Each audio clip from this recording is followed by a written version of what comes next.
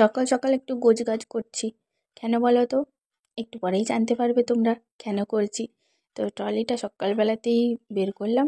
এত টাইম ছোট দিনের বেলা, যে জন্য করাই হচ্ছিল না গোছগাছ। তো সকালবেলায় কালকে রাত্রেবেলায় ট্রলিটা জাস্ট বের করে রেখেছিলাম, আর সকালবেলা ঘুম থেকে উঠেই আমি শুরু করে দিয়েছি গোছগাছ। আমি নিজেও রেডি হয়ে গেছি অবশ্য। তো তারপরেই এই গোছগাছ শুরু করে দিয়েছি। এরপর কি কি করব সেটা তোমাদেরকে বলছি। হ্যালো বন্ধুরা, গুড মর্নিং। কেমন আছো সবাই? আশা করি সবাই খুব ভালো আছো। মন্দিরাস ব্লগসের আরেকটি নতুন ব্লগে সবাইকে স্বাগত জানাই। আজকে মঙ্গলবার, সকাল সকাল সকাল আমরা রেডি হয়ে পড়েছি। কেন বলো তো? যাচ্ছি আমি বাপের বাড়ি। তো তোমরা নিশ্চয়ই থাম্বনেল দেখে বুঝতেই পেরে গেছো। তো এখন যাচ্ছি, গাড়ি অনেকক্ষণ এসে দাঁড়িয়ে আছে জানো। এখন বাজে 9:30, 9:25 বাজছে। মানে আমরা রেডি হয়ে গেছি, সবাই রেডি হয়ে গেছি, এবার বেরোবো। তো চলো গাড়িতে উঠে আবার কথা বলবো তোমাদের সাথে। চলো, গাড়িতে চেপে গেছি আমরা, এবার বেরিয়ে পড়েছি সবাই মিলে। এবার যাচ্ছি বাপের বাড়ি। তো যেহেতু এখন তিথির স্কুলটা ছুটি পড়েছে, এই শীতকালে ছুটিটা থাকে 20 দিন, আর তো সেই কারণেই যাওয়া।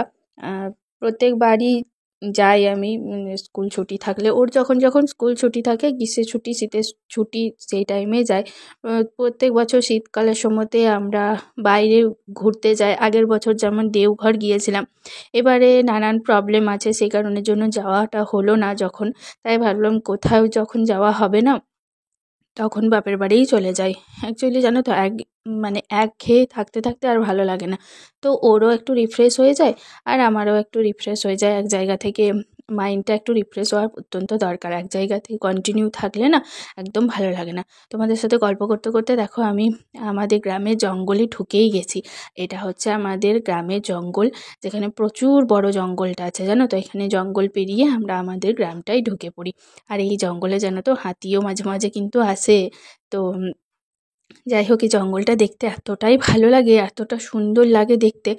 যদি গাড়ি থেকে নেমে তোমাদের সাথে শেয়ার করতে পারতাম তাহলে আরও ভালো লাগতো। এটা শালবন, প্রচুর শাল গাছ আছে এই এই জঙ্গলটাতে। প্রচুর শাল গাছে ভর্তি। আর যখন কচি কচি পাতাগুলো বেরোয় না, তখন জাস্ট দেখতে অসাধারণ দেখতে লাগে একদম। এই জঙ্গলে আমরা প্রচুর মানে অনেকবারই এসেছি এই জঙ্গলটাতে। তো জঙ্গলটা পেরিয়েই আমাদের গ্রাম। তো দেখতে দেখতে আমাদের গ্রামটাতেও দেখো ঢুকে পড়েছি। আর এই হচ্ছে আমাদের গ্রামের বাজার। এরকম ভিডিও আমি অনেকবারই বানিয়েছি, যতবার বাপের বাড়ি এসেছি। তাও তোমরা যেহেতু আমার লাইভের প্রত্যেক দিন নতুন নতুন কেউ জয়েন হচ্ছ, সেজন্য আমি আবারও এই ভিডিওটা বানিয়েছি। এই হচ্ছে বাজার, বিশাল বড় বাজার আছে এখানে। আর এই হচ্ছে আমাদের গ্রামের রত্নেশ্বরের মন্দির। এটা হচ্ছে মধ্যমণি, আমাদের প্রচুর ভালো বড় করে গাজন হয়।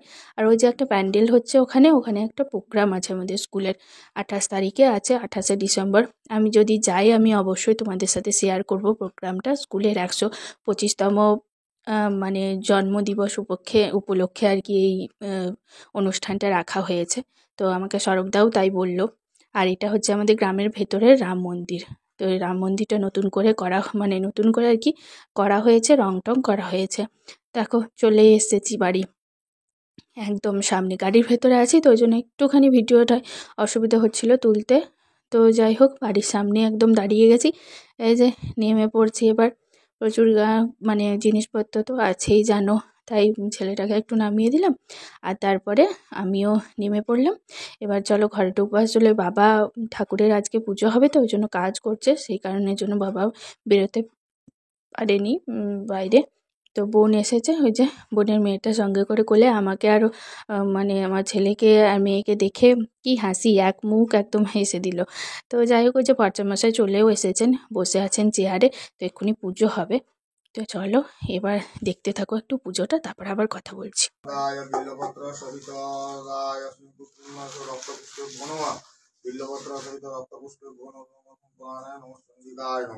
ওম শ্রী বিষ্ণু বিষ্ণুরং তস্মাৎ ওম উদ্য পৌষ মাসে ধনুরাশিতে ভাস করে কাশ্যপ গোত্রায়া মন্দিরা মন্দিরানি দেবী নমস্কার কাম রাজিতং বিল্লপত্র সহিতং রক্ত পুষ্পং মা চন্ডিকা দেবী চরণ সমর্পণ। ওম নমস্কার।